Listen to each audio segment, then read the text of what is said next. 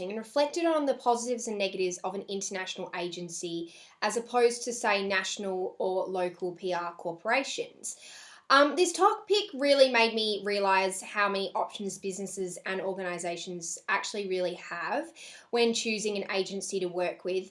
And after looking at the top 10 agencies according to the Holmes report that we discussed in class, I thought it was really interesting because I don't know whether anybody else noticed, but majority of the international PR corporations amongst the list were actually USA based, which I think, really goes to show the American focus and how perhaps global consulting is more so selectively international based on a nation's power and wealth as opposed to, say, true global evaluation. But I'll go into that in a little bit.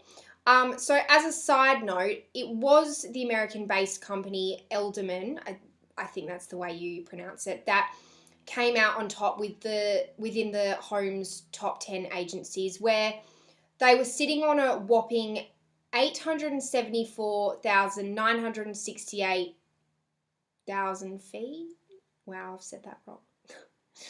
Income at the end of 2016. However, obviously that figure and this list would have roughly altered since then. To be completely honest, I didn't even know actually that there was global consultancies, but after going and having a look at it all, it does make sense why we have them, since they're necessary for maintaining the reputations of global organizations that deal with a multitude of different target audiences and things like that. Obviously, I realize that, global consultancies are also significantly important in closing the gap. So, therefore covering alternating, standards between developed and developing nations.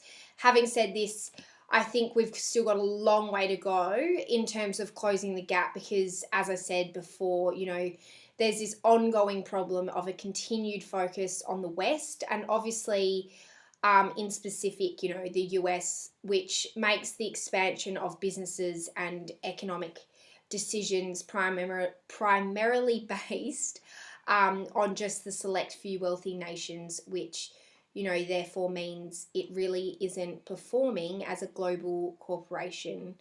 If those second and third world countries aren't really having a say.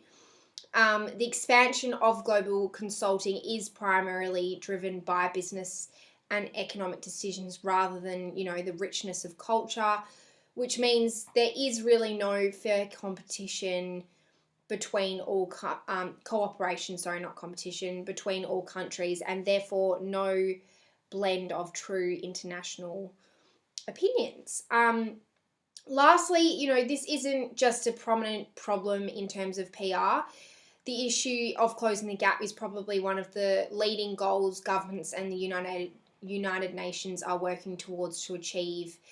However, obviously, this is something that we've all been working on over, many years throughout history, and it is questionable whether it'll ever be something the world achieves, I suppose. So if you just want to leave comments in the link down below as to what you think in terms of whether we'll eventually close the gap and what you think needs to be done in terms of maybe reaching that goal, that would be great. Thanks.